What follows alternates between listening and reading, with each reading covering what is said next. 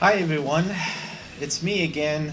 I've been away for many years, but work, life, pandemic, all of that stuff got in the way. But I'm back, and a lot has happened since then. I've released a Doom mod, but not just any Doom mod.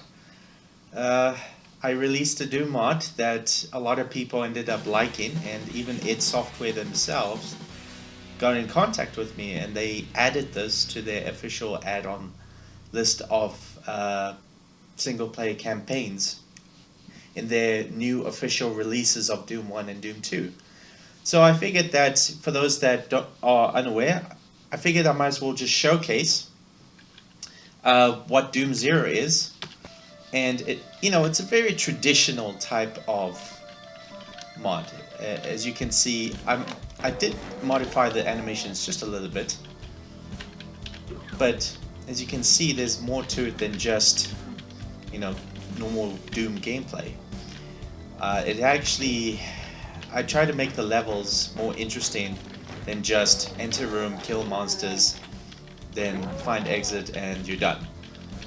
I understand the appeal of Doom is shooting monsters, but I feel that you can do more than just shooting monsters. So in this case, see, this door can't be opened, but you have to find these symbols here, these two faces here. Here's the one symbol, you see the light came on, and here's the other one, and both of them on causes the door to open.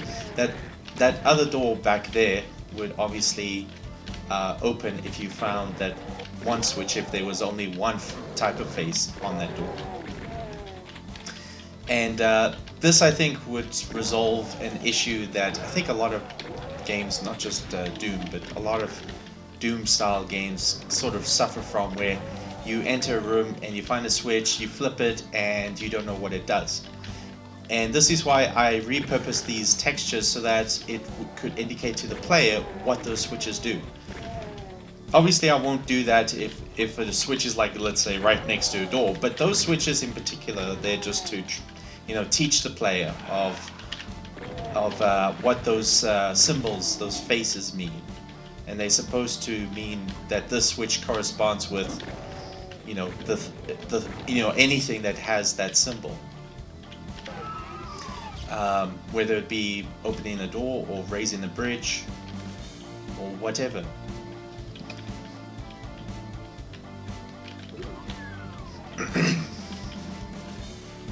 This mod did originally take me 2 years. Well, I mean, I started building it in 2016, but I didn't work on it all the time. So ultimately, it did take about 2 years, up until September 2019, which just so happened to be the release of the 25th anniversary of Doom 2, not Doom 1, Doom 2. And I think that Doom 2 is just as important of a game as Doom 1, and I think it is worth celebrating. And obviously this is a Doom 2 mod, because Doom 2 just simply has more features than Doom 1. I always like having these barrels strategically placed in places so that they're more effective.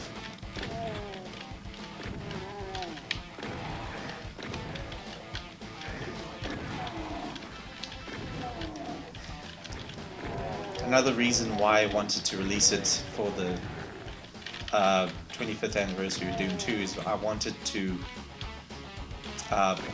have a sort of a goal to finish the mod before a certain date. And I'm glad I did that, because it motivated me to get it done quickly so that I won't be sitting on it for like 10 years. So I did so, and it was pretty good. I was fairly happy with it, but there were many design problems, so I needed to improve it and change it until eventually, we ended up with a much better version that would get an official release from id Software's official port of Doom 1 and Doom 2. But this version I'm playing here is even newer than that version. In fact, if I could, I would like to have taken this version of Doom 0 and apply it to the official port, but it's not easy to get id Software to update your mod. Because, I mean, look, those guys are very busy, and it makes a lot of sense because many of those people actually were busy, right in the middle of doing the re-release of Quake, which is a substantial update. It's not just a simple port. They added new levels and they redid some of the graphics, optional graphics, so you can play it vanilla, or you could use the new graphics that they created. But as you can see, this is very vanilla, except there were a couple of things I did change, and they were really just things that bothered me, such as how choppy some of the animations were, even though they could have looked a lot better without requiring more quantities of different sprites. In fact, this pistol here, whoops, I'm using GZ Doom, by the way. Where's the pistol? There's the pistol. I remapped the controls so that I don't, fumble over. Well, I did kind of get confused which weapon is which. Let me just show you what I mean.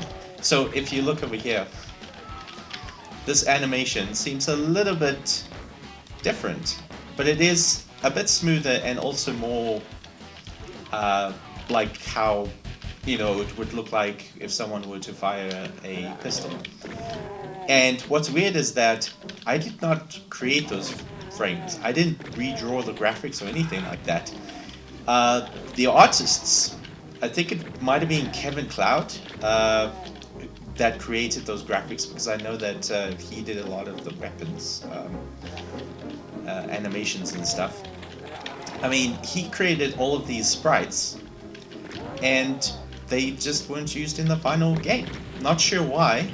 It might have something to do with the fact that Doom 1, which was released all the way back in 1993, it was like, it's almost as if they were trying to get the game to run in under 4 megabytes, as in like it didn't require more than 4 megabytes of RAM.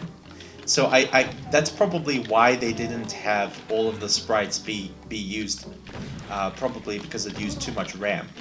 And it really was tight, because depending on your system, sometimes the game wouldn't run on sometimes the game wouldn't run on the system that only had 4 megabytes. You needed like 6 or 8 megabytes. Obviously, Doom 2 definitely needed more than that, so I felt that it was kind of irrelevant. And yes, this is vanilla compatible, meaning that this will work on an original DOS machine or in DOSBox.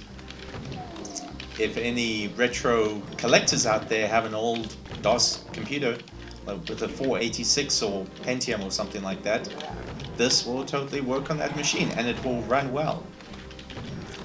I tried to make sure that this was compatible with as many different platforms and source ports as humanly possible. And it's a good thing I did that too, because converting this game to the new id Software official port of Doom 1 and Doom 2 would have been a lot harder if I wasn't more mindful of compatibility. Like, sure, I could just cater this toward just Z Doom or GZ Doom and ignore all the other source ports like Chocolate Doom or what have you. But I like using Z Doom because, as you can see, Z Doom has a very authentic look to it, but it also has a bunch of quality of life features that makes the game play a little bit better, but at the same time it doesn't mess too much with the visuals of the game. In fact, I would say that what you're seeing right now is exactly what the game would look like on the original DOS machine.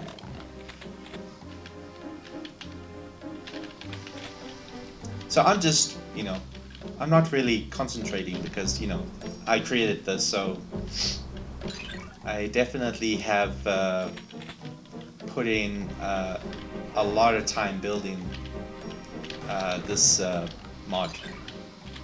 And yes, it is a mod. It's not just a map pack. There is a new custom monster, but you only get to see it much later on in the campaign. And of course, there's a new boss, and and of course minor changes to the animations, as you probably have noticed, anyone that's very familiar with Doom. So I just wanted to show this to you guys, and yeah, it's if you have Doom, it's free. You can download this version. I mean, you could also play the official source port version. But if you want the latest build of Doom Zero, you can head over to the ModDB page for Doom Zero. Very easy to find. Just do a Google search of ModDB Doom Zero and you'll find it easily. Alright, till next time.